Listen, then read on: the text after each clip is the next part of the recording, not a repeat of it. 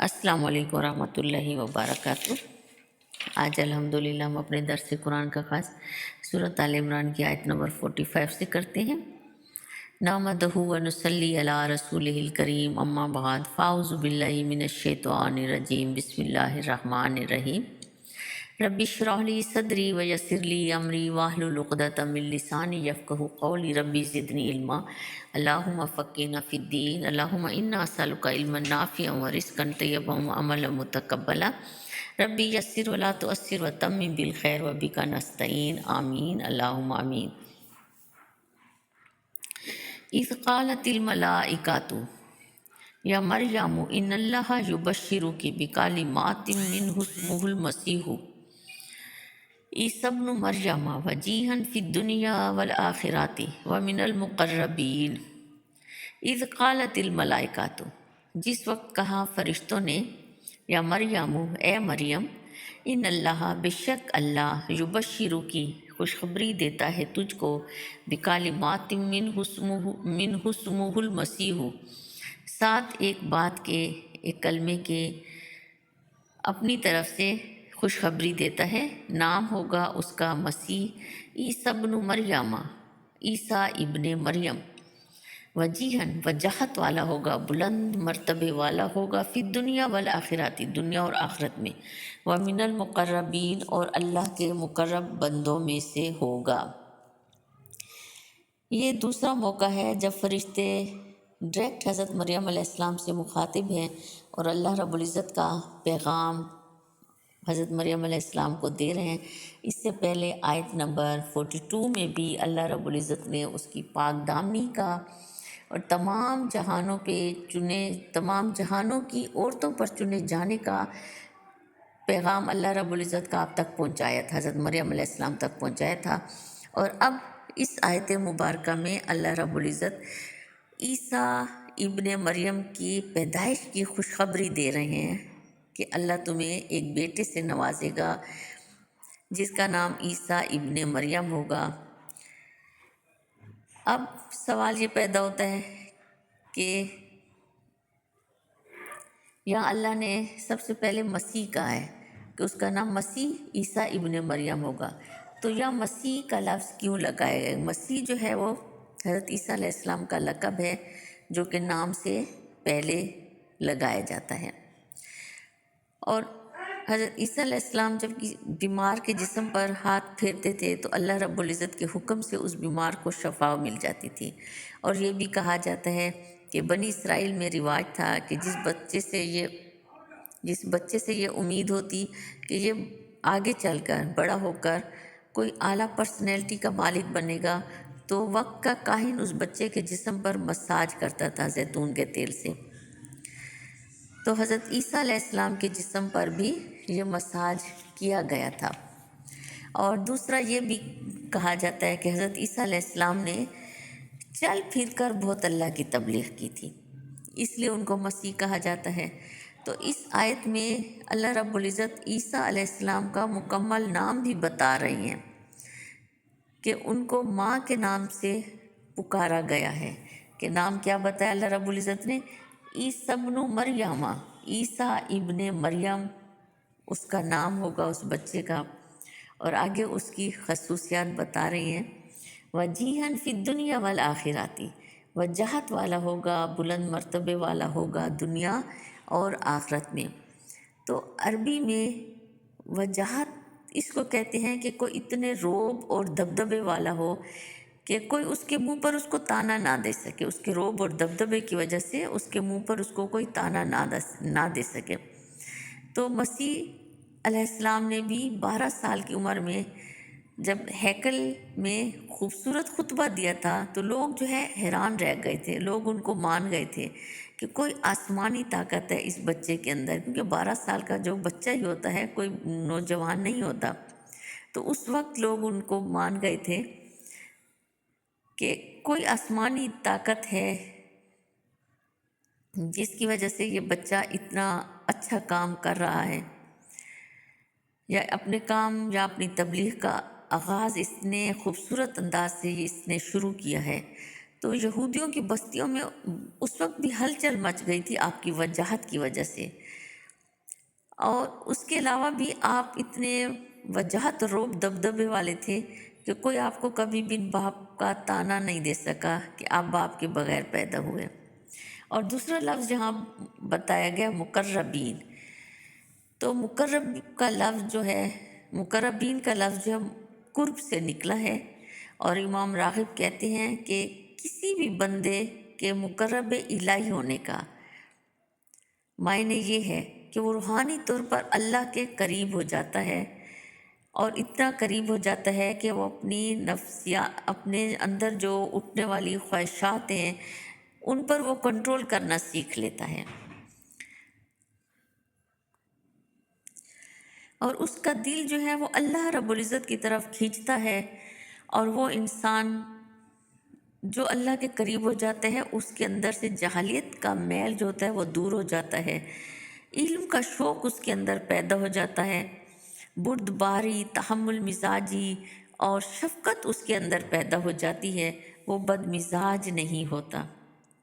یہ ایک مقرب بندے کی نشانی ہے جس کو اللہ کا قرب نصیب ہو جاتا ہے۔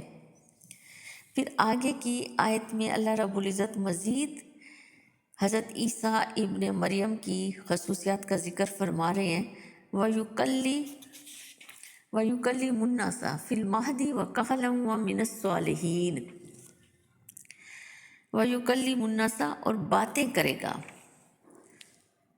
لوگوں سے، فی المہدی جھولے میں، وَكَهْلًا اور ادھیڑ عمر میں، وَمِنَ الصَّالِحِينَ اور صالحین میں سے ہوگا، نیکوکاروں میں سے ہوگا۔